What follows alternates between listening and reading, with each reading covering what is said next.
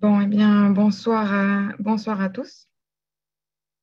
Déjà, je tenais à vous remercier chaleureusement d'être présents en si grand nombre ce soir. Euh, Normalement, avec moi ce soir, il y a Philippe Alain, vice-président au producteur de bovins du Québec. Oui, bonsoir Philippe. Bonsoir. Ça me fait plaisir, moi, de vous accueillir ce soir. Donc, je suis Cyrine El Hamdaoui, je travaille au producteur de bovins du Québec en tant qu'agente au programme qualité bien-être animal. Donc, on est présent ici ce soir et l'événement de ce soir est rendu possible grâce donc aux producteurs de bovins du Québec, mais aussi par l'entremise de l'initiative ministérielle Action Prévention agroalimentaire en vertu du partenariat canadien pour l'agriculture, une entente conclue entre les gouvernements du Canada et du Québec. Je tiens aussi à remercier l'Agence canadienne d'inspection des aliments pour leur participation au développement du contenu de la formation et pour leur présence avec nous ce soir. Donc, nous sommes tous réunis ce soir afin de parler du transport des bovins. L'objectif donc de cette formation vise à outiller les producteurs et les transporteurs de bovins à propos de l'enjeu, entre autres, des animaux fragilisés. Et ce sera Monsieur Stéphane Baudouin, agronome de l'entreprise GESBO, qui s'en chargera. Donc, Stéphane Baudouin est un consultant privé qui se concentre principalement sur le bien-être des animaux. Il agit comme formateur, conseiller et auditeur pour le secteur agroalimentaire canadien. Depuis 2007, il a donné des formations à plus de 5000 intervenants à travers le Canada. Il est également un auditeur certifié en bien-être animal, que ce soit en élevage, transport ou abattage. Depuis 25 ans, Stéphane s'est exercé dans les domaines de la production, de la santé et du bien-être des animaux. Il s'est communiqué efficacement sur les enjeux agroalimentaires. Il est diplômé de l'université McGill et également un agronome, membre de l'Ordre des agronomes du Québec. Donc ce soir, je serai également accompagnée par Sophie Benoît, donc spécialiste aux opérations région du Québec à la CIA, donc l'Agence canadienne d'inspection des aliments, par Monsieur Philippe Alain, donc vice-président aux producteurs de bovins du Québec, et par Louis Bloin, directeur de la mise en marché Bouvillon, bovins de réforme et volailles. Avant de rentrer dans le vif du sujet, je voudrais faire un petit point technique. Donc, petit rappel pour les gens qui ne sont pas encore habitués au Zoom. Ce soir, c'est le format webinaire, donc on ne voit pas vos caméras, c'est normal. Par contre, vous pourriez avoir accès à vos micros. Par contre, ils sont bloqués et c'est nous qui les contrôlons. Si vous voulez ouvrir votre micro, il faut que vous leviez la main. Donc, vous allez en bas de votre écran, le petit icône qui s'appelle lever la main. Puis ça nous indiquera que vous voulez parler, que vous voulez prendre la parole. Sinon, si vous voulez communiquer avec nous, on a deux moyens. Donc, si c'est pour des questions techniques ou pour faire des commentaires, je vous recommande d'utiliser l'option discussion ou chat aussi en bas de votre écran. Ou autrement, utiliser donc le Q&A pour tout ce qui est questions relatives vraiment à la présentation et à la formation de ce soir. C'est aussi en bas de votre écran, la petite icône. Par contre, par souci d'efficacité, ce qu'on va vous demander ce soir, c'est de garder vos questions pour la fin de la présentation. Vous pouvez bien sûr les rentrer au fur et à mesure dans le Q&A, mais on les prendra qu'à la fin de la présentation. Donc, ce seront Stéphane, puis en appui Madame Sophie Benoît de la CIDIAC qui interviendront à ce moment-là. Donc, c'est ça. Il y aura aussi des sondages qui arriveront au fur et à mesure de la présentation. Il vous suffira de cliquer au fur et à mesure pour répondre aux sondages. Je rappelle que les sondages sont anonymes, donc aucun jugement. Euh, c'est fini de mon côté. Stéphane, je te donne le micro et la parole. Eh bien, merci Cyrine. Bonsoir à tout le monde. Bien content d'être parmi vous pour ce webinaire sur les bovins fragilisés, attentes et conséquences. Je vais vous partager mon écran. Ce ne sera pas très long. On va débuter ça comme tel. Donc, share screen, ça s'en vient. Je vous partage ceci. Et puis, d'entrée de jeu, je vous dirais de commencer. J'inviterais Cyrine peut-être à partir un sondage parce qu'on aimerait savoir une question qu'on a oublié de vous demander à l'inscription en fait à l'événement. De quel secteur êtes-vous d'activité exactement? Est-ce que vous êtes producteur de vaches veaux? Êtes-vous producteur de bouvillons? producteur de veau de grain, producteur de veau de lait, producteur laitier, agronome vétérinaire, intervenant ou autre. Donc, si vous voulez prendre votre clavier et puis aller nous sélectionner un ou plusieurs choix selon le cas, et puis on va pouvoir savoir, nous, de façon anonyme, à qui on a affaire ce soir pour la présentation. Donc, on va vous laisser quelques secondes, je vous dirais, en frais de minutes. Je vais les garder pour moi. Je vais être très, très chauvin, égoïste, pour qu'on puisse passer à la présentation. Donc, est-ce que tu commences à avoir des résultats, Oui, Cyril? oui, oui, oui, oui, oui. Ouais, Je pense qu'on va laisser la 3 secondes encore pour les derniers répondants, là, mais je c'est pense bon. qu'on est pas mal bon. C'est bon, j'ai fermé le sondage. Et, Moi, je voyais le sondage des panélistes, puis là, je ne voyais pas les chiffres bouger. Fait que j'étais peut-être ouais, ben, inquiet. c'est ça, là, ce soir, si tu veux savoir, là, Ah, ben c'est bon. Donc, voilà. on a le quart là, qui sont des producteurs de vaches veaux, un 10 de producteurs de bouvillons, producteurs de veau de grain, 6 producteurs de veau de lait, 3 producteurs laitiers pour presque la moitié, donc 40 agronome vétérinaire, 14 intervenants, 6 et autres, non identifiés, pour environ 13 des participants. On est 72 sur l'appel pour l'instant. Ben, merci, Cyril. Merci, Stéphane.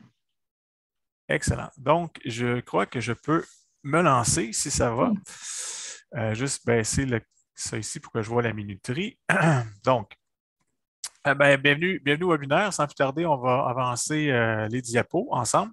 Je vous rappelle encore une fois là, que l'événement est rendu possible grâce à la participation financière des producteurs de bovins du Québec et du programme IMAPA, en fait, là, qui est supporté par le partenariat canadien pour l'agriculture Canada-Québec et aussi grâce au soutien des collaborateurs, entre autres, là, nos amis et collègues de l'Agence canadienne d'inspection des aliments qui nous ont épaulés aussi pour la présentation du contenu du webinaire aujourd'hui. Donc, vous allez voir cette diapo-là se répéter à plusieurs fois. C'est pour vous donner une idée là, du progrès de la présentation. Donc, on va vous parler en premier lieu d'un bref rappel réglementaire. On va vous parler ensuite des définitions des animaux fragilisés et inaptes au transport, avec un focus sur les boiteries. Je vous dirais que ça va être facilement là, 50 à 60 de notre présentation. Et puis, on va avoir une section sur l'inspection, comment que ça se passe quand on a à faire une inspection en transport ou à en recevoir une. Comment réagir, bien entendu, et puis une brève conclusion. Et puis, il y aura une possibilité de poser des questions à la fin, comme telle. Puis, comme Cyril nous a invités, n'hésitez pas dans le chat box à envoyer vos questions ou à y aller dans le Q&A, dans la section Q&A, puis les questions vont pouvoir être lues plus tard par Cyril. Donc, rappel de la réglementation.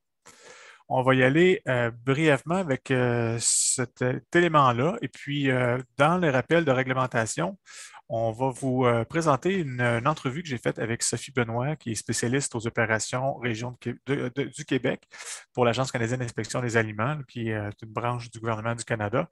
Donc, une petite entrevue avec Sophie qui nous explique un peu comment la réglementation fonctionne. Et puis, vous avez aussi là, sur Internet, bien entendu, si vous tapez règlement sur la santé des animaux, partie 12, vous allez pouvoir aussi trouver l'information. Donc, je pars l'entrevue et puis bon visionnement. Bon, allô Sophie, j'espère que ça va bien. Sophie, aujourd'hui, j'aimerais ça que tu nous parles de la réglementation sur le transport des animaux. Ça s'applique à qui? Ça commence quand? Est-ce que tu pourrais nous donner un résumé de haut niveau là, facile à retenir sur c'est quoi les tenants aboutissants de ça, s'il te plaît? Bonjour Stéphane, c'est un plaisir d'être avec vous. Il faut savoir que la réglementation sur le transport, elle s'applique à tous les intervenants qui font du transport de près ou de loin, qui sont impliqués au niveau du transport. Il faut aussi savoir que ça s'applique à tous les animaux, autant les animaux de ferme que les chiens, les chats. Donc, c'est tous les animaux en situation de transport qui sont réglementés. Le règlement comprend de nombreuses dispositions qui encadrent soit les résultats ou les attentes face au transport. Les dispositions, ils vont varier selon l'âge des animaux, l'espèce ou même sa condition et ils vont nous dire où ces animaux-là ont droit d'aller et dans quelles conditions ils peuvent se déplacer. C'est donc très important que tous les intervenants qui sont impliqués aient une bonne connaissance, puis encore plus les compétences pour pouvoir à ce moment-là évaluer les risques qui sont liés aux différents transports et de toujours prendre la bonne décision, si ça vaut la peine, de s'impliquer au niveau de ce transport-là vers soit l'abattoir, l'encan, le lieu de rassemblement. Donc, toutes ces destinations-là sont réglementées et vont avoir différentes dispositions qui s'y appliquent. Bien, merci. C'est simple, facile à retenir. Fait que tout le monde fait partie des décisions, sont partie prenante, donc puis sont imputables, peu importe l'endroit où les animaux vont être envoyés. C'est ça? Oui, exactement. Donc, ça comprend le producteur en tant que tel qui décide de faire transporter son animal, le transporteur lui-même qui effectue le transport, mais aussi l'abattoir ou d'autres intervenants qui pourraient à ce moment-là faire transporter les animaux ou donner l'ordre de transporter ces animaux-là, pourraient même être impliqués au niveau des différentes dispositions. C'est simple, c'est clair. Bien, merci, Sophie. De rien. Donc, j'espère que la vidéo vous a plu. Si on résume brièvement où et quand s'applique la réglementation, bien, la réglementation s'applique à tout le monde, peu importe l'endroit où on met des animaux en transport, donc à l'encan, au lieu de rassemblement, sur la route, à l'abattoir ou même au chargement à la ferme. Et puis, toute personne qui participe ou fait part ou prend part à la décision de la mise en transport de l'animal est considérée comme imputable au sens de la réglementation. Donc, on va poursuivre avec des définitions rapidement sur ce qu'est un animal qui est inapte au transport, puis qu'est-ce qu'est un animal fragilisé au transport. Vous allez voir qu'entre les deux, c'est pas pour rien qu'on a mis ça ici, la ligne est très mince. Donc, ce dit d'un animal qui serait inapte au transport, c'est qu'il est interdit d'embarquer, de confiner ou de transporter ou de faire embarquer, de confiner ou transporter un animal inapte dans un véhicule ou une caisse. La seule exception, vous voyez le petit 1 ici, c'est si ce serait pour aller recevoir des soins vétérinaires sous certaines conditions prescrites par un vétérinaire. Sinon, c'est absolument interdit de transporter un animal qui est inapte. Côté d'un animal fragilisé, on dit qu'il est interdit d'embarquer, de confiner ou de transporter ou de faire embarquer, confiner ou transporter un animal fragilisé dans un véhicule ou une caisse ou de l'en débarquer ou l'en faire débarquer, sauf si. Fait que vous allez remarquer que c'est pas mal similaire en frais de présentation, sauf que pour un animal fragilisé, donc qui ne répond pas à la définition d'inapte, puis on va voir tantôt les caractéristiques des animaux inaptes, avec certaines conditions qu'on va voir dans la prochaine diapo, on pourrait transporter des animaux fragilisés. Donc, je vous rappelle, un animal fragilisé, les conditions qu'on aurait à respecter, puis là, c'est la version simplifiée là, pour un souci de temps ce soir. Donc, chaque animal qui est fragilisé devrait être isolé dans son transport. Chaque animal devrait être embarqué et débarqué individuellement sans qu'il ait à utiliser des rampes à l'intérieur du véhicule. Donc, embarqué et débarqué individuellement. Aussi, si des mesures nécessaires sont prises pour éviter des souffrances inutiles, des blessures ou la mort pendant l'embarquement, le transport et le débarquement. Je vous ai mis une petite étoile ici parce que ces mesures-là, vous pouvez les prendre de façon volontaire, mais aussi durant une inspection.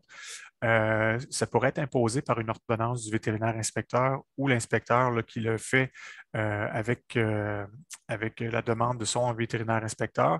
Puis ça va être bien important que toute personne qui serait visée par une ordonnance d'un vétérinaire de l'Agence canadienne devrait se conformer à la demande, pas devrait, mais doit se conformer à l'ordonnance du vétérinaire pour mettre en place des mesures nécessaires pour éviter souffrance inutile, blessure ou la mort.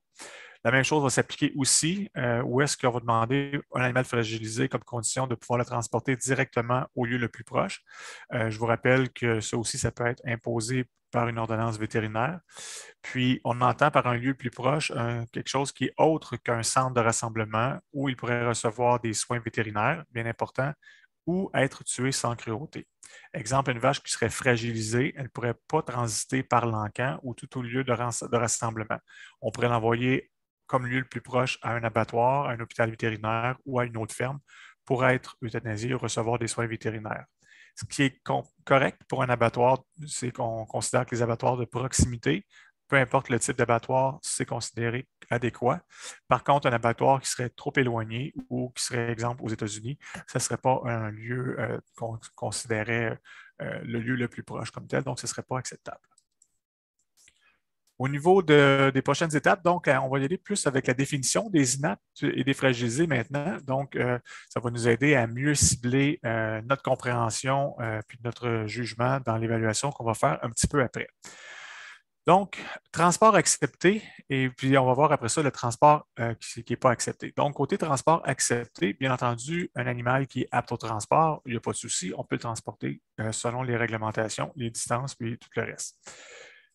Un animal qui est fragilisé, par contre, on l'a vu aux diapos précédentes, on va devoir lui fournir des soins spéciaux, puis avoir aussi des mesures spéciales pour être capable de le mettre en transport.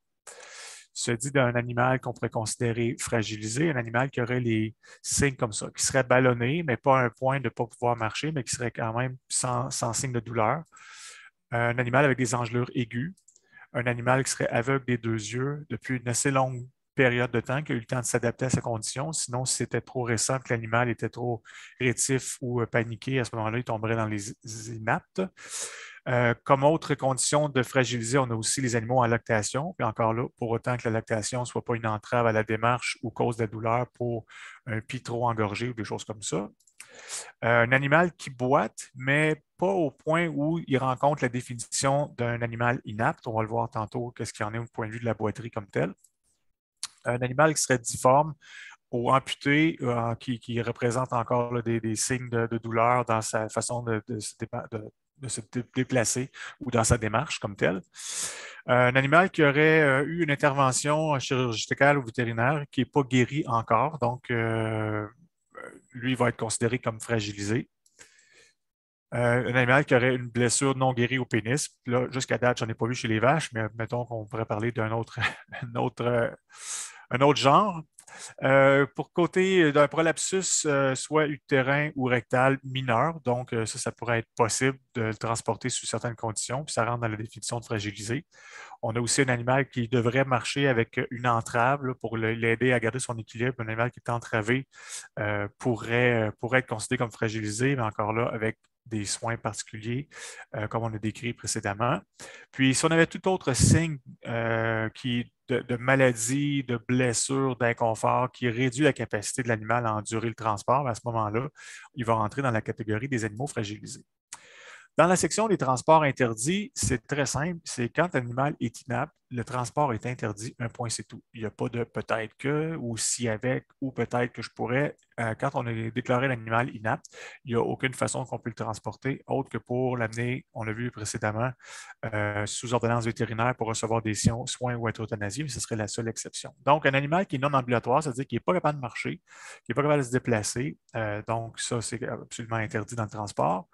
Un animal qui aurait une boiterie sévère, donc il n'est pas capable de mettre son poids égal sur ses quatre pattes, puis son équilibre est mis en jeu, et puis sa capacité à soutenir le transport. À ce moment-là, un animal avec une boiterie sévère n'est pas apte au transport. Un animal en état de choc serait la même chose. Un animal avec une hernie sévère. Un animal avec une plaie qui serait quand même récente, qui n'est pas une plaie chronique, à ce moment-là, serait interdit dans le transport aussi. Un animal qui serait très émacié, donc risque de faiblesse, risque de tomber durant le transport, perte d'équilibre. Ces animaux-là ne seront pas, risquent de se blesser aussi là, sur les parois ou dans la manipulation, mais ils vont être considérés comme inaptes au transport aussi. Les animaux avec des troubles du système nerveux aussi, c'est certain que ça va être un problème d'équilibre, un problème là, au niveau d'une démarche normale avec des plus grands risques de blessure, donc ce sera un animal qui va être considéré inapte au transport. On a aussi des blessures sévères qui vont entrer là-dedans. On a aussi des animaux avec une fracture. Un animal peut boiter sans qu'on voit qu'il y a une fracture, mais du moment qu'il y a fracture, ben, on ne peut pas le mettre en transport parce qu'il est considéré inapte. Un prolapsus sévère, là, où est-ce que vraiment on parle en comparaison à un prolapsus mineur, qui serait vraiment là, problématique là, pour des blessures, de la souffrance, de la douleur durant le transport, va être considéré aussi comme une condition d'un animal inapte au transport. Un animal qui est trop près de la mise bas, qui risque, d'avoir de la misère à se déplacer, qui risque de mettre pas dans le transport, ne sera pas admis au transport et considéré inapte aussi.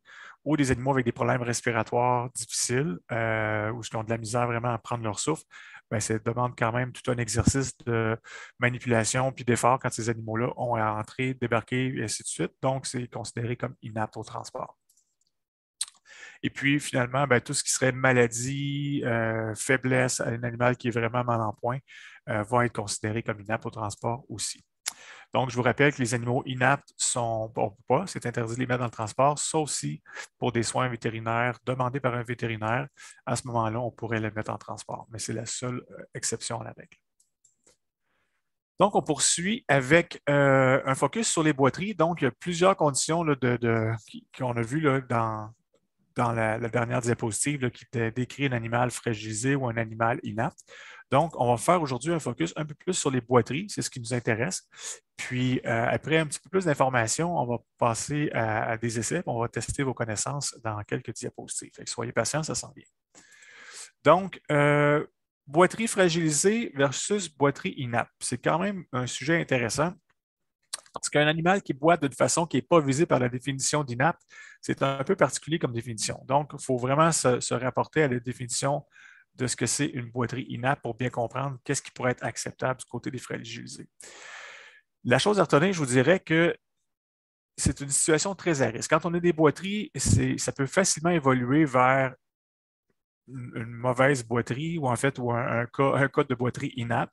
Puis la question qu'on doit toujours se poser, c'est est-ce que je vais être en mesure de faire la preuve ou de garantir que la situation de l'animal ne s'aggravera pas durant le transport? Puis si jamais je me faisais attraper ou si j'avais une inspection en cours de route, bien, est-ce que je vais être capable de prouver que tout a bien été jusqu'au début, puis que j'avais pris les bonnes décisions, puis les intervenants ont pris la bonne décision? Puis, il faut être capable de le prouver, puis de garantir que l'animal va rester dans ces conditions-là du début à la fin du processus de transport. Donc, c'est quand même pas évident. Il faut vraiment se poser la question pour prendre les bonnes décisions. Donc, un animal qui boite selon la catégorie des inaptes. Donc, c'est un animal qui boite dû à une fracture. C'est considéré inapte. C'est un animal qui a une fracture qui gêne sa mobilité ou en raison de laquelle il présente des signes de douleur ou de souffrance. Fait que si on est dans cette catégorie de boiterie-là, d'une fracture, bien, l'animal est inapte. Aussi, un animal qui boite d'un des membres à un tel point qu'il présente des signes de douleur ou de souffrance, qui fait qu'il a des mouvements saccadés, qui hésite à marcher, ou qui boite à un tel point qu'il est incapable de marcher sur tous ses membres. Il y en a toujours un qui reste dans les airs, qui ne peut pas s'appuyer dessus. À ce moment-là, cette catégorie de boiterie-là va être...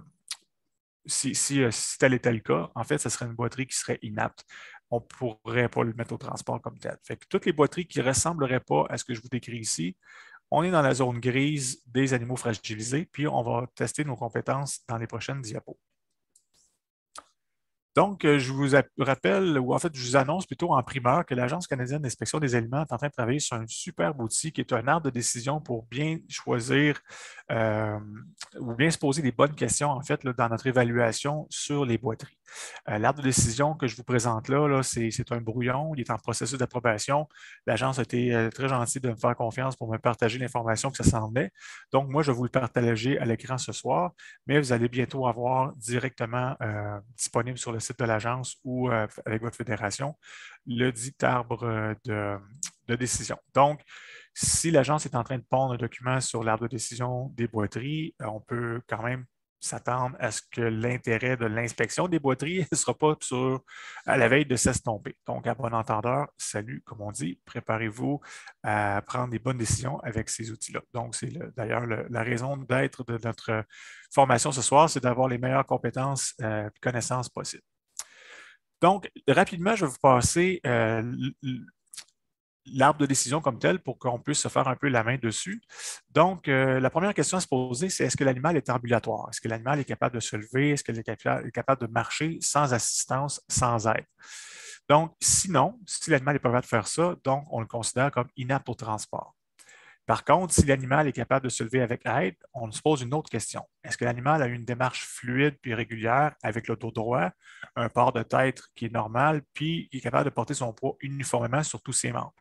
Si tel est le cas, Donc, si tel est le cas, ben, l'animal ne boite pas, donc on peut le mettre en transport sans problème. Par contre, oui, si on voit qu'il y a des problèmes au niveau de la démarche, mais de tout ce qu'on vient de vous nommer comme tel, ou de la posture, ou de la position de la tête, ou qui ne porte pas tout son poids, là, on va se poser une autre question. Est-ce que l'animal est capable de marcher sur tous ses membres? Est-ce qu'il peut s'appuyer sur ses quatre pattes? Donc, dépendamment de la réponse, si c'est non, bien, l'animal est inapte au transport, on l'a vu précédemment. Puis si oui, il boite, mais il peut se porter sur ses membres, là, on va se poser une question. Est-ce que l'animal a une fracture qui gêne sa mobilité ou qui pourrait lui causer de la souffrance? Donc, il se promène, il met son poids égal, mais on voit qu'il y a quelque chose qui cloche. Est-ce que c'est une fracture? Est-ce que ça semble être apparent? Donc, si c'est une fracture, bien entendu, c'est inapte au transport. Et puis, si ça ne semble pas être une fracture, une dernière question qu'on doit se poser, est-ce que l'animal boite au point de présenter des signes de douleur ou de souffrance? Donc, est-ce que son dos est arqué? Est-ce qu'il donne des coups de tête? Est-ce qu'il y a de la réticence à se porter sur ses membres? Et aussi, il faut se demander, est-ce qu'il y a des mouvements saccadés ou est-ce qu'il y a une hésitation à marcher? Est-ce qu'il fait vraiment là, pitié et qu'il y a de la misère à fonctionner? Donc, si c'est non, ben, on va le considérer comme fragilisé. Il y a une boiterie, il n'y a pas de souffrance, il n'y a pas de douleur, il n'y a pas trop d'hésitation. On va le transporter comme un fragilisé avec les conditions qui s'imposent. Et puis, si oui, bien entendu, on va le considérer comme inapte au transport. Ça va jusque-là? Donc, on va passer à la portion suivante. Donc, je vais vous passer des vidéos. En fait, ici, j'en ai 3 courtes de vidéos d'à peu près 5 secondes chacune. Donc, je vais les faire rouler une après l'autre. Et puis, avant de vous donner le contexte, juste par le visuel, j'aimerais savoir ce que vous pensez de sa condition. Est-ce que l'animal est apte au transport, fragilisé ou inapte au transport? Puis ensuite, je vais vous donner les évidences pour avoir un peu plus d'informations. Puis à la lumière de ça, on va vous laisser prendre la chance de changer votre réponse si vous changez d'avis avec l'information donnée. Donc, j'y vais sans plus tarder. Donc, on voit une vache qui boite. Je ne vous donne pas trop d'indications tout de suite. Je vous laisse faire l'évaluation visuelle par vous-même, puis je vous donnerai les évidences par la suite. En passant, c'est la même animal. Fait que ce n'est pas trop animaux différents, c'est vraiment le même. Et puis la troisième.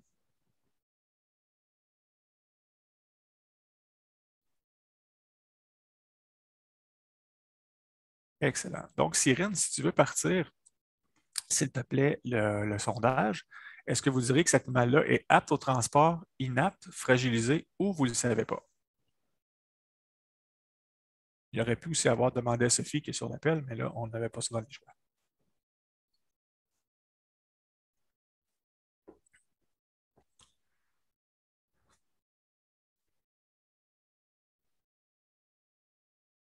Donc, on a environ 98 participants. Fait que Cyrine, quand tu as à peu près 80 de réponses, là, on peut se lancer. Oui, et j'en profite juste pour rappeler que la réponse au sondage est anonyme et que sentez-vous bien à l'aise d'écrire ce que vous pensez. Oui. Par contre, si vous n'avez pas la bonne réponse, on a fait installer sous vos chaises un petit choc électrique, mais ça, c'est juste pour aider à votre participation. Pour retenir. OK, fait que je vais fermer le sondage. C'est bon. Et voilà les résultats. Donc, les résultats ici, on a 17 aptes, 16 inaptes. On a 61 qui pensent qu'elle est fragilisée, puis on a 5 qui ne sait pas. C'est bon? Donc, je vais vous partager les évidences, puis on va refaire le même exercice comme tel. Donc, ce qu'on peut dire sur cette vache-là, c'est qu'on voit clairement qu'il y avait un appui qui causait de la douleur. On voyait qu'elle ne mettait pas tout son poids. On voit qu'elle a une mobilité qui est réduite. On la voyait tourner tantôt, là, elle ne tournait pas de façon franche là, et fluide, si on veut. Donc, il y avait ça. L'état de chair passable, là, je ne pense pas que c'est pas si mal, mais ce n'est pas la vache la plus en chair qu'on a déjà vu. Puis, je ne sais pas si vous avez remarqué aussi, ces vidéos-là ont été prises, je vous dirais, peut-être à 5 minutes d'intervalle, le temps de se positionner, de faire marcher, d'avoir un meilleur angle, de faire disparaître les gens qui étaient autour pour pas qu'on les voit dans la photo. Donc, la même vache, mais plus je la fais marcher, plus on voit que la boiterie semble s'aggraver. Donc, Cyrine, si tu veux repartir avec ces éléments-là que j'ai donnés, donc un appui inégal, signe de souffrance, manque de fluidité, quel serait votre verdict avec ces informations-là? Puis vous comprenez tout le challenge qu'on a quand on a juste une petite fenêtre où ce qu'on voit ça sur une vidéo. Ça peut être subjectif, puis ça peut être facile d'avoir des conclusions différentes à distance. Fait qu'il faut vraiment prendre le temps de l'évaluer et d'avoir la bonne décision sur le site la journée de l'événement, parce qu'après ça, ça devient difficile.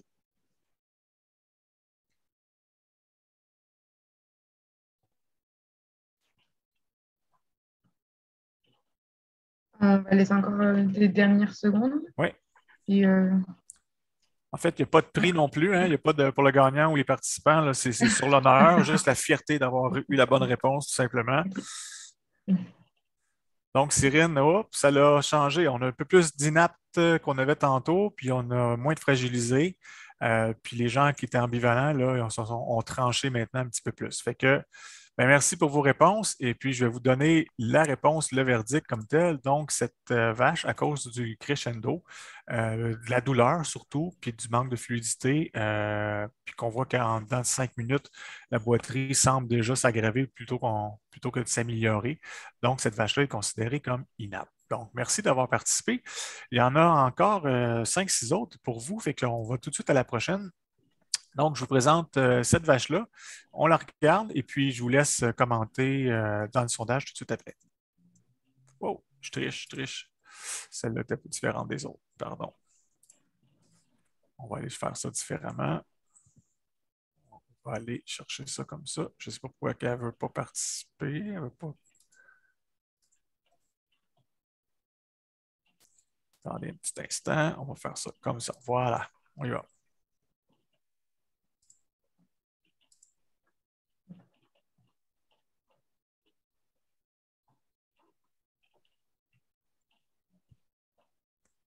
Je vais la faire passer une fois ou deux là, parce que la vidéo était quand même courte. Et puis non, ce n'est pas une vache enrôlée dans l'armée soviétique là, qui marche en se levant en pattes, pas du tout. C'est bon. Alors, Cyrine, apte, inapte, fragilisé, je ne sais pas, selon vous.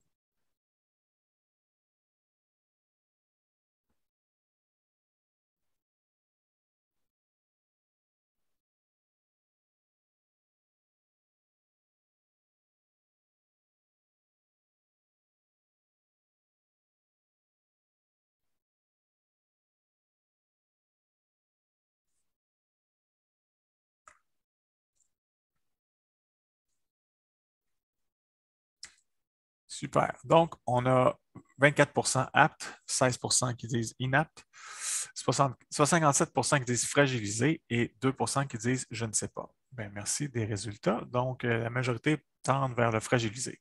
Je vous partage les évidences maintenant. Donc, l'animal est ambulatoire. Elle marche. Par contre, il y a un trouble neurologique possiblement. Est-ce que ce serait le cas? Bien, on a demandé au vétérinaire sur place, puis on a confirmé par un vétérinaire que ce n'était pas un signe du généralisé du système nerveux. Parce qu'on se rappelle au niveau des définitions des INAP, si ça avait été un cas d'un trouble généralisé du système nerveux, à ce moment-là, on aurait dû la déclasser pour la mettre inapte. Mais dans ce cas-ci, le vétérinaire a confirmé que non, ça ne semblait pas être étendu à d'autres membres ou à la tête ou ailleurs. Fait que le vétérinaire a conclu que ce n'était pas un signe généralisé de système nerveux. Aussi, on a peut-être un risque accru en transport de perdre l'équilibre. Peut-être que ça peut aller fort, lui demander un petit peu plus de travail. Surtout si la surface est dure, là, peut-être sur une surface molle, ça peut peut-être causer de la fatigue, mais avec ces évidences-là, est-ce que vous changez votre verdict? Est-ce que vous la gardez apte, inapte, fragilisée ou vous ne le savez toujours pas?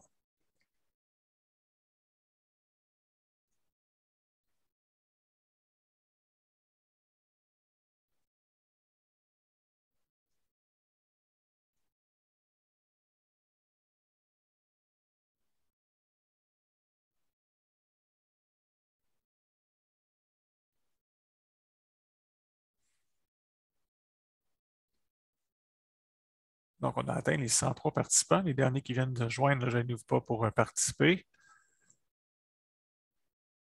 Donc, on a plus la majorité maintenant la mettre comme fragilisée. On a encore 20% qui la mettent des classes comme inapte et puis on a un 13% qui reste sur leur position d'animal apte au transport. Eh bien, le verdict est que cette vache est considérée comme fragilisée. Donc, principalement, je vous dirais, à cause du risque accru de voir en transport des problèmes à cause de cette démarche. Présentement, tout se passe bien, malgré qu'à l'effort, puis en groupe, est-ce qu'on va avoir des problèmes tantôt? On ne sait pas. Donc, l'idée, ça sera de la mettre fragilisée et puis de la traiter séparée des autres, de lui éviter de monter des rampes ou de descendre de rampes à l'intérieur du camion le plus possible. Ben, pas le plus possible, mais du tout. C'est la définition d'un animal fragilisé, des conditions à avoir avec elle. C'est bon, donc les fragilisés, ceux qui ont répondu ça, ben, bravo, vous étiez spot on, comme on dit en chinois. Donc, les 3 prochaines vidéos, très courtes, encore le même animal, fait que je vous la montre une vidéo à la fois, et puis après ça, on va passer au vote.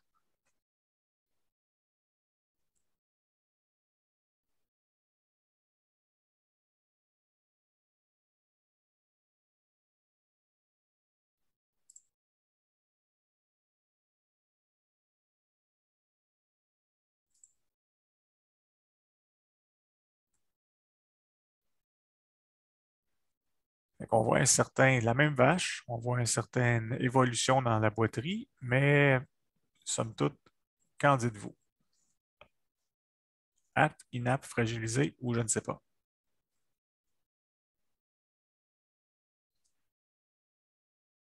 Je vous partagerai les évidences après.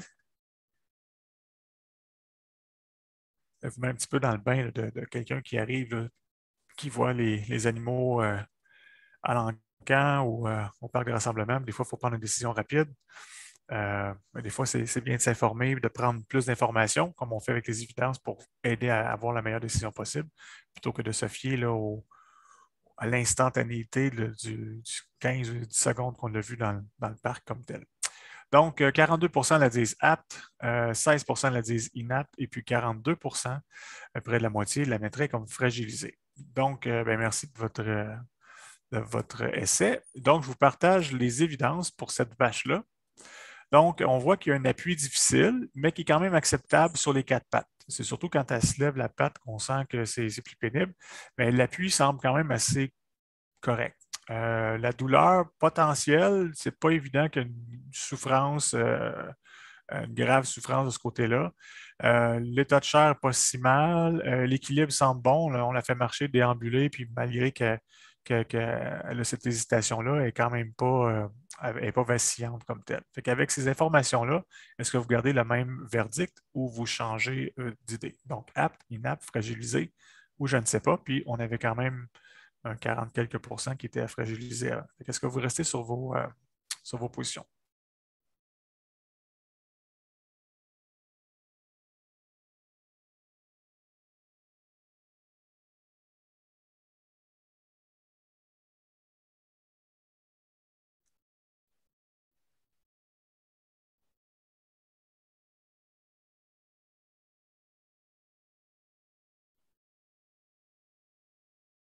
Donc, on a 61 qui disent apte, inapte, ça a descendu à 1 puis fragilisé 38. Donc, merci. On va passer au verdict.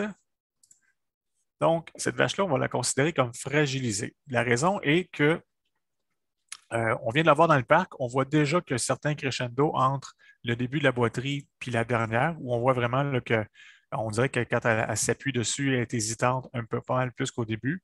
Qu'est-ce que ça va être dans le restant du voyage? On ne sait pas. Donc, la façon la plus sécuritaire, ce serait de la mettre fragilisée.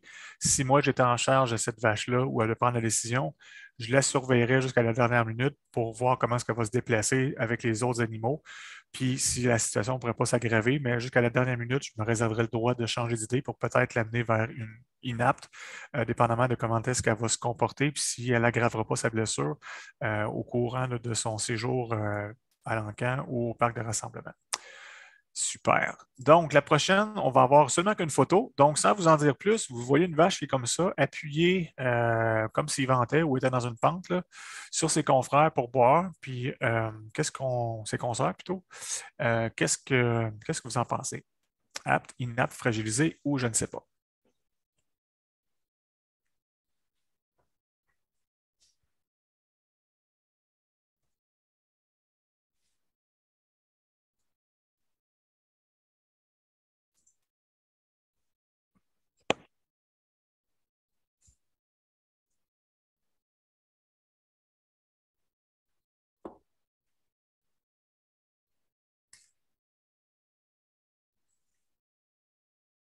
Et puis, Cyrine. OK, beaucoup de variétés. Donc, 10% la pense apte, 54% la pense inapte, 20% la pense fragilisée et 16 sont embêtés à nous dire qu'est-ce qu'il y en est. Donc, les évidences, qu'est-ce que je pourrais vous partager comme information de plus? Bien, on voit que l'appui sur ces quatre pattes est vraiment difficile. En fait, elle met tout son poids sur l'autre. Puis là, dans le temps, on l'a observé longtemps. Elle n'est pas restée là juste momentanément. Ça n'a pas été pris là, sur le fly, comme on dit. Elle était quand même là dans cette position-là très longtemps. Quand l'autre se déplaçait, elle s'appuyait fortement dessus. Elle boitait en se déplaçant. Elle avait un manque d'équilibre qui était flagrant. Et puis, elle a ce qu'on appelle une fatigue positionnelle. Elle s'appuie sur les autres ou sur les parois, sur des murs ou le choral là, parce qu'elle a de la misère à s'appuyer dessus. Donc, avec ces informations-là, est-ce que vous gardez toujours le même choix que tout à l'heure? Donc, apte, fragilisé, inapte, je ne sais pas.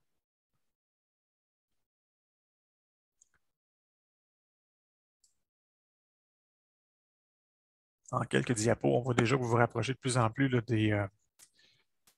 en frais de groupe là, de la bonne réponse, fait que ça progresse bien. Donc, selon vous, apte au transport, inapte au transport, fragilisé ou je ne sais pas. On aurait dû demander à la vache, pourquoi aussi.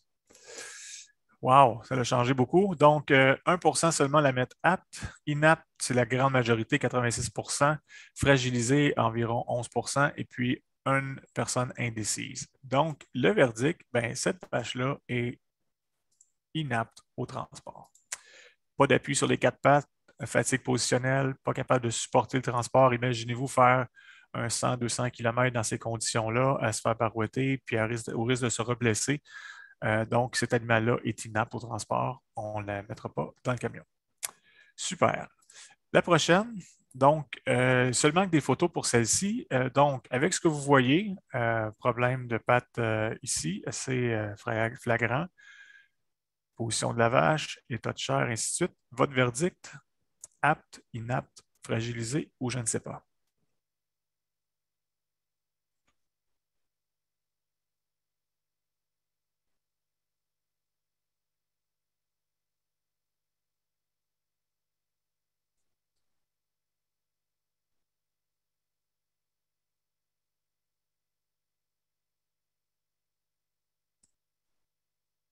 Et le verdict, inapte au transport à 97%. Donc, la personne qui a dit qu'il était apte, c'est soit s'est trompé ou soit a reçu un choc sous sa chaise qui l'a fait bégayer sur le piton puis qui l'a mis apte au transport. Parce qu'une vache comme ça, clairement, si on regarde les évidences, c'est une position qui dénote un signe de douleur chez l'animal. Clairement, des difficultés à marcher, son poids qui est sur trois pattes, parce que celle-là est comme désaxée vers le centre, vous voyez en bas ici sur la photo. Donc, le poids désaxé, gros mal de pattes, manque d'équilibre, blessure évidente, émaciation, là, vraiment trop maigre. Donc, le verdict, je crois que ça va être assez simple. Est-ce qu'on remet la votation ou peut-être j'ai déjà donné la réponse des fois en parlant?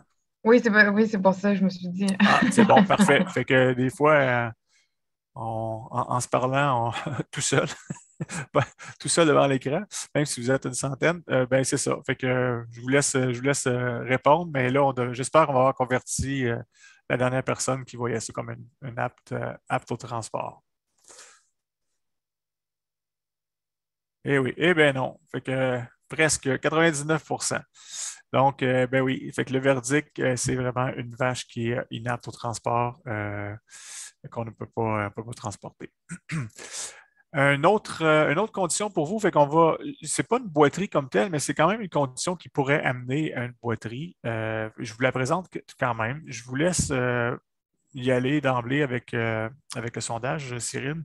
Est-ce que vous croyez que cette vache-là est apte au transport, inapte, fragilisée ou je ne sais pas?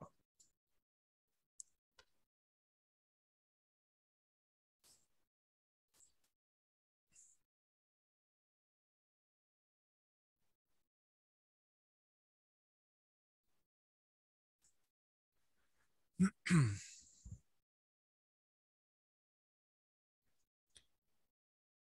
pense qu'on va avoir autant de consensus sur celle-là que sur l'autre. OK, un peu de tout. Donc, 33 la voie apte au transport, 20 la pense inapte, 39 la pense fragilisée et 8 d'indécis.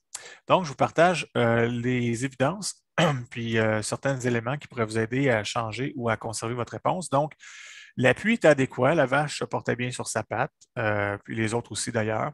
Il n'y avait pas de douleur apparente. En tout cas, l'animal ne semblait pas là, avoir une démarche qui était problématique. L'état de chair était ordinaire et correct, là, ordinaire dans le sens de correct.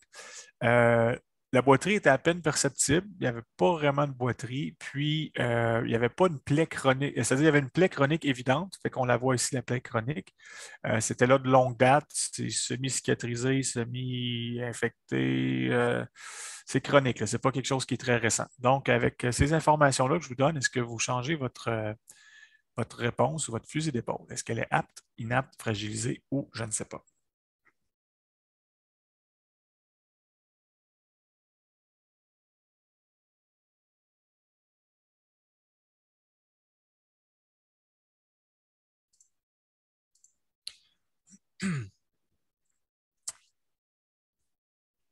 Un peu plus difficile. Donc, bon, on a quand même 62 la disent apte, 4 la disent inapte, 34 la mettraient fragilisée, puis pas d'indécis. Fait que c'est super.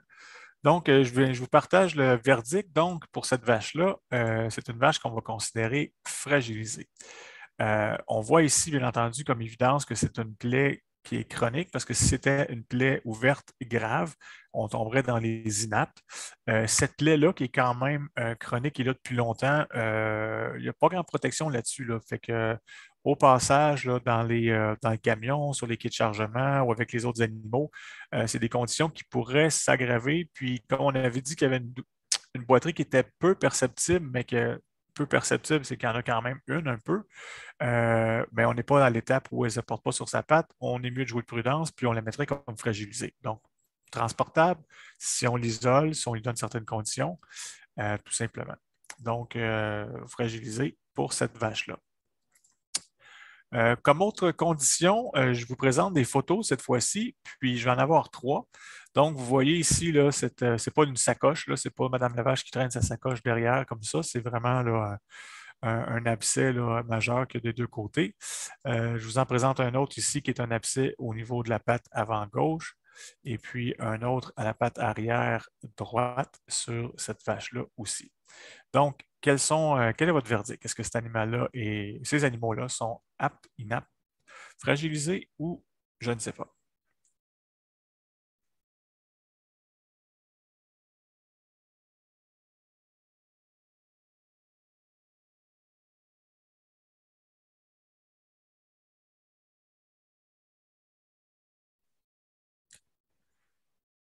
Ça ne doit pas être accommodant d'avoir ça. Ça ressemble à une sacoche sur le bord d'une moto, là, mais ce n'est pas ça le but. On n'entraîne pas son casque dedans, ni ses gants, ni quoi que ce soit. Donc, le verdict, 13 qui la mettraient apte, 33 la mettraient inapte, 47 la mettraient fragilisée, et puis 6 ne savent pas vraiment encore ce qu'ils feraient avec. Donc, je vais vous donner certaines évidences pour vous aider à ajuster votre jugement. Donc, présence de très gros abcès. Par contre, ça ne semble pas douloureux. Les vaches se promenaient, déambulaient, puis il n'y avait pas nécessairement là, de signes de douleur, d'hésitation ou quoi que ce soit.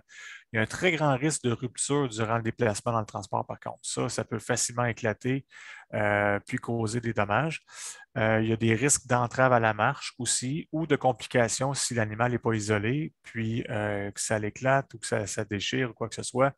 On se ramasse avec un animal dans le milieu des autres qui pourrait avoir des soucis. Donc, à la lumière de ces informations-là, est-ce qu'on les met toujours aptes, inaptes, fragilisés ou on ne sait toujours pas à quoi s'en tenir?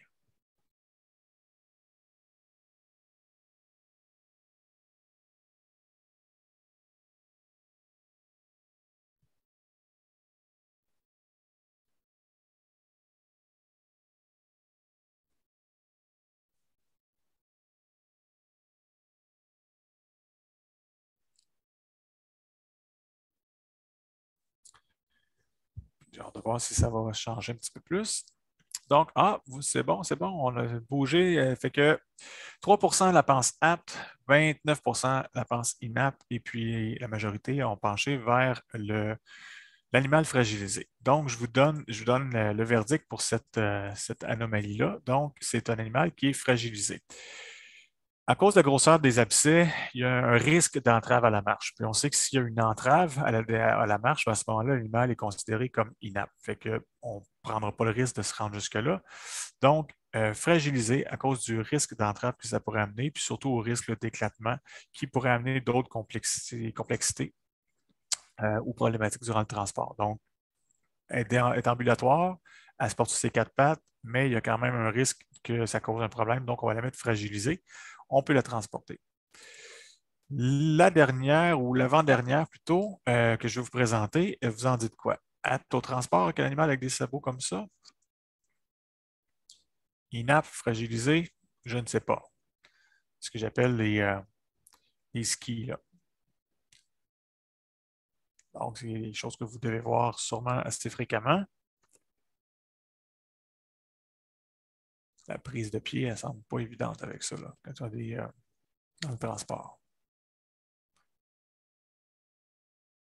Qu'est-ce que vous en dites? Apte, inapte, fragilisé, je ne sais pas.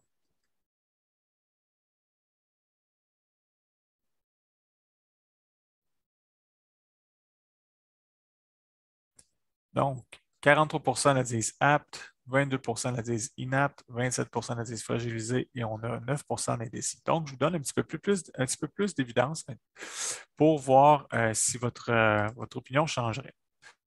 Donc, la marche semble difficile parce que ce n'est pas seulement qu'une patte qui est comme ça, mais bien les quatre, on s'entend. L'animal s'appuie sur ses quatre pattes, il n'y a pas de problème. Il n'y a pas de signe de douleur apparent. Par contre, il y a un risque de trébuchement durant le transport qui est quand même assez évident sur des surfaces métalliques quand on va vouloir monter dans le camion, descendre, s'il y a des rampes à l'intérieur, quoi que ce soit. Ça risque de poser problème. Donc, quelle serait votre opinion face à ces éléments d'évidence-là? Est-ce que vous allez conserver votre choix de apte, inapte, fragilisé ou je ne sais pas?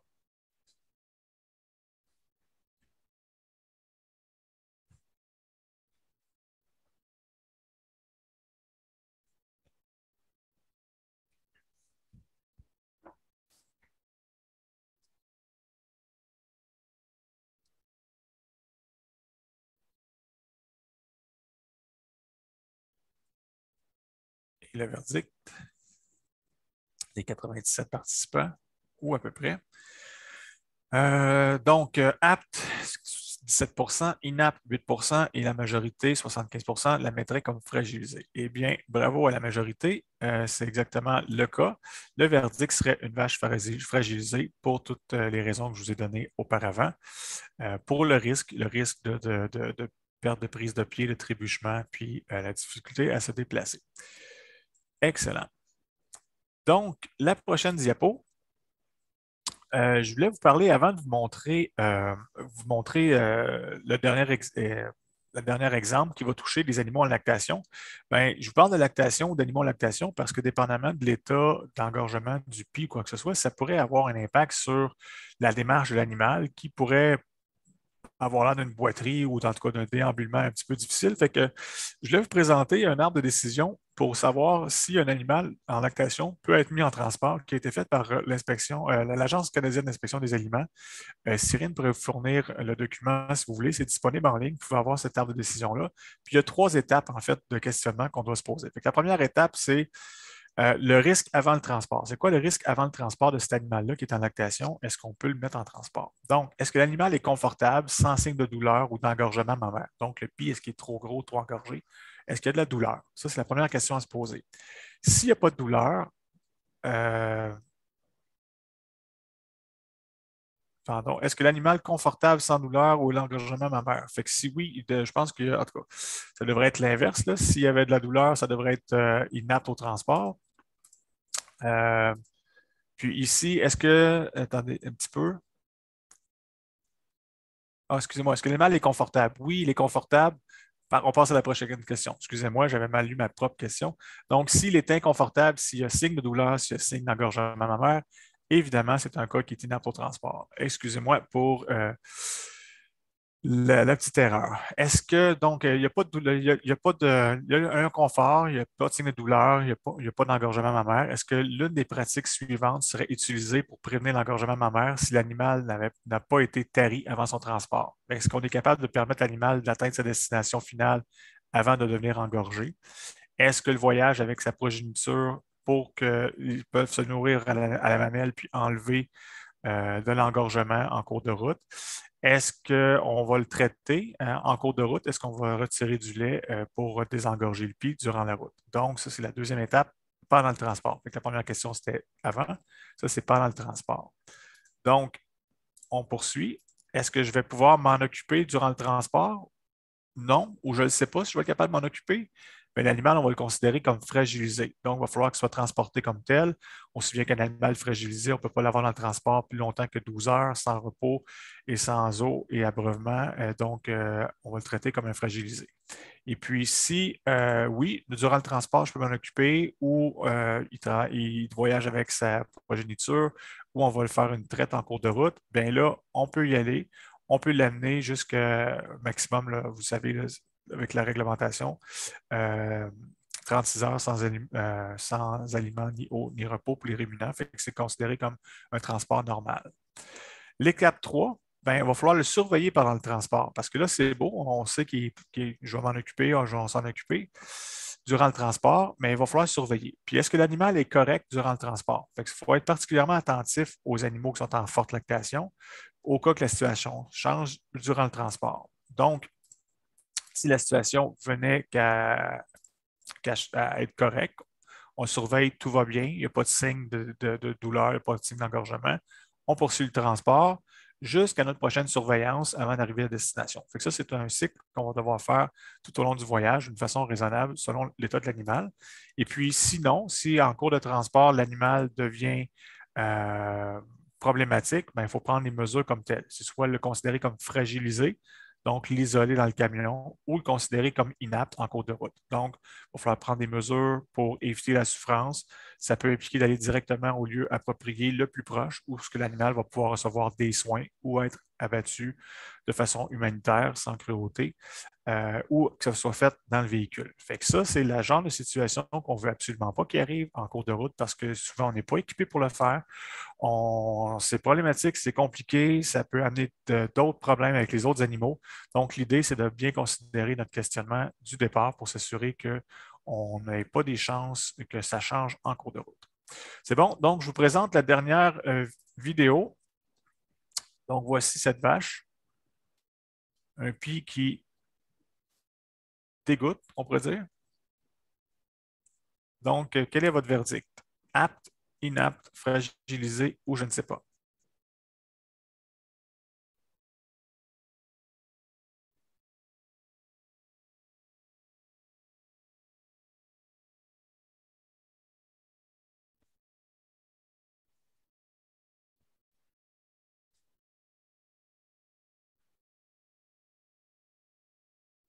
Et le verdict?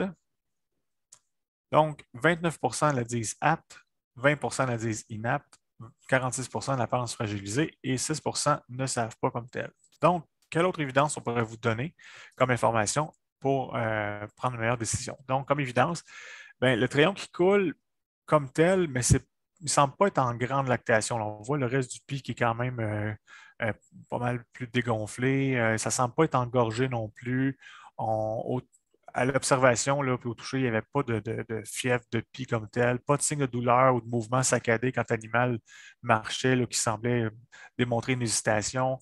La démarche était lente, plus lente que la normale, mais ce n'était pas une démarche qui était ultra difficile. Là. C'est marqué démarche difficile ici, mais ce n'est pas saccadé au point où on pourrait penser qu'il y a de la douleur et de la grosse difficulté. Donc, c'est l'information qu'on a. Puis ben, le pis qui coule, je vous dirais que c'est peut-être plus par un manque d'étanchéité du pis comme tel, ou ce que je ne sais pas, c'est si le pis a été ouvert pour drainage, là, puis il y a encore quelque chose là qui garde le pis ouvert, mais c'est les évidences qu'on a. Fait que, qu'est-ce que vous en dites? Apte, inapte, fragilisé ou je ne sais pas.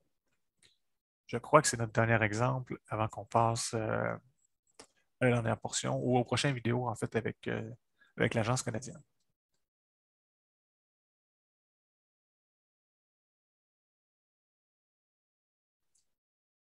Alors, le verdict, apte au transport à 67 %, fragilisé à 30 %. Donc, je vous dirais que parce que la démarche est quand même bonne, parce que l'animal est en équilibre sur ses quatre pattes, on ne voit pas de problème et que ce n'est pas un pied engorgé, donc on va considérer ça comme apte au transport. Et je vous rappelle par contre que si on avait eu un engorgement ou que ça avait coulé parce que le pied était complètement engorgé, gonflé, qu'on aurait pu facilement avoir un cas d'animal fragilisé, voire inapte, là, en fait, même au transport, si on avait eu un cas quand même plus grave. Fait que juste comme ça semblait bon. Le vétérinaire en place était satisfait de l'état de l'animal, puis le considérait apte au transport. Excellent. Bien, merci de votre participation. Ça rend ça interactif, intéressant. J'espère que ça va vous aider à avoir une meilleure idée dans vos prochaines décisions de quoi regarder et quoi inspecter, en fait, quoi investiguer. Donc, au niveau de l'inspection maintenant, comment est-ce que ça se passe quand vous êtes interpellé par un inspecteur de l'Agence canadienne d'inspection des aliments dans le contexte du transport? Donc, avec Sophie, encore une fois, une petite entrevue qu'on a faite ensemble avec des questions, une petite vidéo de 6 minutes que je pars à l'instant. Allô Sophie, on revient en fait avec d'autres questions pour toi au niveau de l'inspection. Où est-ce qu'on peut s'attendre d'être inspecté dans le transport des animaux? Bien, il faut savoir qu'on est en mesure, l'agence a le pouvoir de pouvoir faire l'inspection, peu importe l'endroit où OK. elle suppose qu'il peut y avoir transport d'animaux. Donc, à ce moment-là, on peut autant se présenter sur une ferme qu'on peut se présenter dans un lieu où il y a du transfert d'animaux, tout simplement. Il faut savoir qu'on a des fréquences préétablies d'inspection dans différents lieux, qui sont les encans, les lieux de rassemblement, les différents abattoirs provinciaux, fédéraux. Donc, à ce moment-là, il y a de l'inspection qui se fait dans ces lieux-là où on sait où il y a du mouvement fréquent des animaux. Il y a OK. aussi des activités d'interception des véhicules, des camions qui peuvent se faire quelques fois par année ou en collaboration avec la Société de l'assurance automobile du Québec, on va intercepter des véhicules, soit aux abords des encans ou des abattoirs à ce moment-là pour vérifier la conformité des animaux qui sont transportés. Bon, donc, du moment qu'on parle transport animalier, on est sujet à une inspection n'importe où dans le fond. Exactement. Super. Puis une fois que l'inspection est démarrée ou qu'on ça débute, à quoi est-ce qu'on doit s'attendre comme transporteur ou propriétaire? Ça se déroule comment une inspection? On peut s'attendre qu'il y a deux, trois parties à l'inspection. La première, c'est la vérification de la conformité du transport des animaux, donc de leur aptitude au transport. Donc, on peut s'attendre qu'on pourrait vous demander de faire bouger votre animal, de le faire soit de se lever ou de marcher pour qu'on puisse évaluer l'aptitude. Si jamais c'est une interception de camion, on pourrait même vous demander de vous déplacer vers un lieu pour à ce moment-là débarquer de l'animal pour vérifier l'aptitude si on n'est pas en mesure de la vérifier directement dans le transport. Ça, on vérifie au niveau de l'animal. Par la suite, il va y avoir la vérification au niveau du transport lui-même, donc du camion. Donc, on va embarquer dans le camion, on va aller vérifier est-ce qu'il y a des boulons, est-ce qu'il y a des saillies, est-ce qu'il y a des trous dans le plancher, ce genre de problématiques-là qui pourraient être dangereux pour le bien-être des animaux. Donc, on va vérifier le camion en tant que tel. On pourrait aussi vérifier s'il y a suffisamment de litière ou de matière absorbante là, pour le lisier à ce moment-là. Donc, ces genres d'inspection. Donc, il ne faut pas être surpris. Des fois, on n'a pas d'animaux encore dans le véhicule et les gens de l'agence veulent inspecter votre camion. Ben, effectivement, c'est une des parties de l'inspection qu'on fait pour le transport. L'autre chose qu'on va vous demander, c'est d'avoir vos registres, les différents documents, registres ou transferts de garde à ce moment-là pour vérifier, supposons, les heures de transport, ce genre d'informations, à qui appartiennent les animaux. Et il faut savoir bien qu'on a le pouvoir d'en faire des copies ou de prendre des photos. Donc, et c'est la même chose pour votre permis de conduire. Donc, s'il y a une problématique, on pourrait vous demander de vous identifier avec votre permis de conduire et on a le pouvoir de pouvoir en prendre des photos pour s'assurer d'en garder une copie. Fait que photos, vidéos aussi, ça veut dire que vous pouvez prendre toutes les mesures que vous avez besoin pour prouver ou pour documenter là, l'intervention comme telle. Effectivement. Donc, on va Ah, prendre, dès qu'on voit quelque chose là, qui sort de la norme, on va prendre des vidéos, on va prendre des photos qui vont pouvoir nous servir là, à documenter les non-conformités, mais aussi pour pouvoir consulter des collègues, supposons, mhm. pour pouvoir avoir l'avis de quelqu'un, pour pouvoir statuer là, sur l'aptitude au transport de certains animaux. Fait qu'une fois qu'on a tout ça en main, puis que vous avez décelé une non-conformité, à partir du moment où vous avez pris les photos, vous informez le propriétaire des animaux, le camionneur, là, que bon, ben là, ça, c'est pas conforme. Ça se passe comment, là, une non-conformité là, pour le commun des mortels là-dedans? Donc, il y a différentes mesures d'application de la loi qui peuvent être prises. La OK. première, qui est celle qui est moins formelle, ça pourrait être un avis verbal. Donc, OK. dépendamment de la problématique, on pourrait tout simplement aviser la personne qui a une non-conformité qui est plus ou moins grave et donner juste un avertissement verbal. Si c'est plus important, ben, à ce moment-là, c'est une lettre de non-conformité qui va être émise et advenant que c'est une récidive ou encore que c'est une problématique là, importante, ben, ça pourrait être une sanction administrative pécuniaire qui serait émise et c'est soit un avertissement officiel ou ça pourrait être une pénalité monétaire qui peut atteindre jusqu'à 10 000 $. Donc, c'est Oh. quand même assez sérieux. C'est quand même plus qu'un ticket de stationnement, hein? Fait que c'est à pas Effectivement. négliger. Puis quand Oui. on parle de quand on parle d'avis verbal, est-ce que c'est sans conséquence? Est-ce que ça laisse des traces, ça, dans le dossier de la Oui, personne ou oui, tout avis verbal est documenté à ce OK. moment-là pour que la prochaine fois, ben, si la problématique se représente ou que ça n'a pas été fixé, à Ah ce ah, moment-là, ben, il y a une gradation des mesures. Donc, la un prochaine fois, crescendo. oui, ce ne sera pas la même, il ne faut pas s'attendre à la même mesure. Puis est-ce que l'agence fait une distinction entre l'individu qui transporte puis l'entreprise qui transporte dans un avis verbal ou dans une infraction? Comment est-ce que c'est géré ce côté-là? Tout le monde est traité de la même façon. Donc, celui qui a fait transporter, celui qui transporte ou celui qui a participé pour le transport, ben, ils vont tous être visés par la mesure d'application de la loi, Donc, un employé qui est juste le camionneur pourrait être aussi traité individuellement que l'entreprise ou son employeur dans un cas de non-conformité à ce moment-là. dépendamment du type de non-conformité, Exact. effectivement. OK. Fait que les compétences puis les connaissances, c'est plus qu'important de le souligner puis de les mettre en application. Effectivement. Bien, merci, Sophie. Très De instructif. rien. Merci. Right. Super. Donc, j'espère que vous avez pris des notes. Très intéressant. Puis aussi, on va vous résumer ça dans un aide-mémoire qu'on vous rend disponible dans les prochains jours suite au webinaire de ce soir. Donc, vous pourrez avoir cette information-là pour résumer ce que Sophie nous a partagé. Donc, rapidement, comment réagir si on reçoit un avis de non-conformité lors d'une inspection de l'Agence canadienne? Donc, comment réagir? Je vous dirais que la première chose à faire, c'est de prendre le temps, de ne pas paniquer, rester calme, de prendre le temps de lire le document en entier pour vraiment, dès sa réception aussi, pour vraiment comprendre de quoi ça s'en retourne, qu'est-ce qui nous est reproché ou qu'est-ce qui semble ne pas être correct. Ensuite de ça, je vous dirais, prenez le temps de consulter un intervenant de confiance, que ce soit quelqu'un de la fédération ou un conseiller technique, pour vous aider à comprendre ou à valider que vous avez bien compris ce qui est écrit dans la lettre, puis de ce qu'on vous reproche ou ce qui a été, ce qui a été nommé comme tel. Puis, je vous dirais aussi un point important, prenez le temps de contacter la personne ressource qui est identifiée ou désignée dans le document pour obtenir des clarifications sur la situation, des informations supplémentaires. Puis, vous pouvez aussi demander à recevoir toutes les évidences qui ont été recueillies. Donc, des copies des photos, des vidéos, des documents, des témoignages pour pouvoir avoir ça dans vos filières à vous, pour vous aider à comprendre la situation, puis aussi à évaluer peut-être la source ou le problème à la base pour éviter les récidives les fois d'après.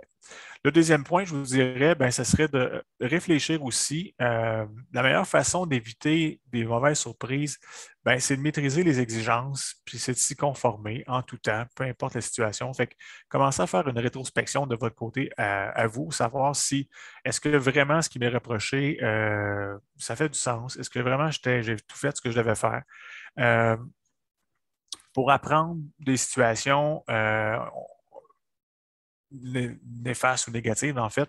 Il faut aborder les choses de façon nouvelle la prochaine fois si on veut éviter que les choses se répètent. Donc, c'est à nous de minimiser le plus possible les risques pour garantir une conformité la prochaine fois. En fin de compte, le choix appartient toujours à l'intervenant ou à celui qui reçoit la lettre, est-ce que vous voulez tirer le meilleur parti de la situation? Est-ce que vous voulez rester frustré ou envisager d'autres opportunités, des poursuites ou quoi que ce soit? La loi est là pour tout le monde. La loi est là pour tous les intervenants. Elle ne changera pas non plus. Donc, c'est à nous de s'y conformer, puis de faire tout ce qu'il faut en conséquence. Le troisième point, ça serait peut-être de considérer d'être proactif. Donc, faire le point sur votre situation avec les évidences que vous avez reçues. Peut-être parler à vos partenaires qui étaient impliqués avec vous dans le transport, transporteurs, les gens à l'encan, peut-être les gens au parc de rassemblement ou les employés.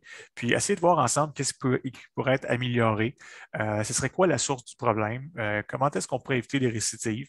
Je vous partage ici une façon simple d'aborder ce sujet. C'est ce qu'on appelle un diagramme en arête de poisson. Là. Donc, on a un problème d'un côté, puis essayez de voir toutes les ramifications des éléments qui pourraient être en cause dans votre problématique de transport. Est-ce que c'est le transport comme tel, transporteur, la manipulation, un paquet de choses? Est-ce que c'est un animal qui aurait dû être euthanasié à la base avant de partir en transport? Est-ce que la manipulation à la ferme peut avoir causé des problèmes ou est-ce que la manipulation en cours de route peut être la cause? Est-ce que des fois, c'est les installations qui ont causé des blessures ou créé des situations de souffrance chez les animaux? Est-ce que c'était au parc de rassemblement? Est-ce que c'est le soin des animaux qui a mal été fait à la ferme ou pas suffisant, ou il y a une négligence? Est-ce que mon personnel était formé suffisamment pour savoir comment intervenir, comment juger de l'aptitude au transport des animaux? Est-ce que j'ai fait les soins préventifs pour éviter d'avoir comme on a vu tantôt, des blessures chroniques là, en transport qui pourraient causer des fragilisés, qui pourraient peut-être devenir des animaux à problème. Fait que posez-vous ces questions-là qui sont, je pense, de façon très générale, le gros bon sens. Puis je vous dirais, après se poser des questions, on ne reste pas assis sur cette étape-là de se poser des questions, mais il faut vraiment agir. Donc, même si la situation ça ne semble pas paniquante ou elle semble être facilement résolvable par juste un avertissement ou juste eu un avis verbal, ben, il faut quand même prendre action. Surtout encore plus quand on a les avis de non-conformité qui sont écrits. Mais je vous dirais, même si c'est mineur, il faut quand même agir. Fait que c'est une bonne idée de se faire ce qu'il faut pour éviter que ça revienne la prochaine fois. Donc, organisez des réunions, faites des post-mortem avec les gens qui étaient impliqués là-dedans pour voir qu'est-ce qu'il en était. Prenez tout de suite une décision sur qu'est-ce que vous allez améliorer, parce que ça va vous être demandé par l'agence si vous avez une non-conformité. Qu'est-ce que vous allez faire pour ramener la situation? Minimalement, former les gens pour qu'ils prennent les bonnes décisions la prochaine fois. Est-ce que ça implique d'autres choses? Bien, ça, on va vouloir le voir. Donc, mettez des choses en place, consignez-les dans vos registres, prenez des preuves de ça, communiquez les décisions que vous avez décidé de prendre avec vos employés, avec les intervenants qui sont impliqués là-dedans avec vous, pour qu'on puisse mettre en place les changements et les opérer le plus rapidement possible. Puis à la fin, une fois que vous avez pris ces décisions-là, vous avez mis ça en place, ramassez l'histoire positive que vous avez faite avec ça, l'information, les registres, colligez ça, puis partagez-les à l'Agence canadienne d'inspection des aliments quand vous aurez à répondre à la personne ressource sur la situation suite à l'avis que vous allez avoir reçu. Vous allez pouvoir démontrer à l'agence votre bon vouloir, votre prise en charge de façon positive. Vous allez pouvoir aider à votre dossier aussi à l'agence en prenant soin de faire les étapes qui sont nécessaires. Donc, en conclusion, vraiment brièvement, juste pour dire qu'on fait un point, ben, est-ce que le jeu en vaut vraiment la chandelle de mettre des animaux qui sont à risque dans le transport pour tout ce que ça peut impliquer d'un point de vue sanctions administratives pécuniaires, des quand même assez imposantes, mais aussi la réputation de l'entreprise, le dossier dans le transport qui va être entaché, qui risque de faire un rebond un jour ou l'autre avec d'autres incidents. Si vous êtes un transporteur et que vous avez beaucoup de volume, ben, vous revenez souvent sur la liste si jamais vous avez des non-conformités. Fait que pensez à ça et à l'impact que ça a. Les lois sont là, ça s'applique à tout le monde, on n'a pas le choix. Puis, acceptez pas de vous mettre à risque pour rien. Acceptez pas non plus de mettre vos partenaires à risque, puis encore moins vos animaux. Je pense qu'ils vous le doivent, on leur doit bien un peu plus de soins là, pour tout le bon temps qu'ils nous ont donné, puis les produits qu'on a réussi à en soutirer. Donc, c'était la conclusion de ce que je voulais faire avec vous aujourd'hui. On essaie toujours de faire ça court, mais le contenu est stimulant, puis on veut toujours en parler longuement. Donc, encore une fois, merci à nos partenaires, producteurs de bovins du Québec, le MAPAC avec le programme IMAPA qui est soutenu par le partenariat canadien pour l'agriculture Québec-Canada et à l'Agence canadienne d'inspection des aliments, et, entre autres Sophie, pour sa participation au webinaire. Donc, je vous remercie beaucoup.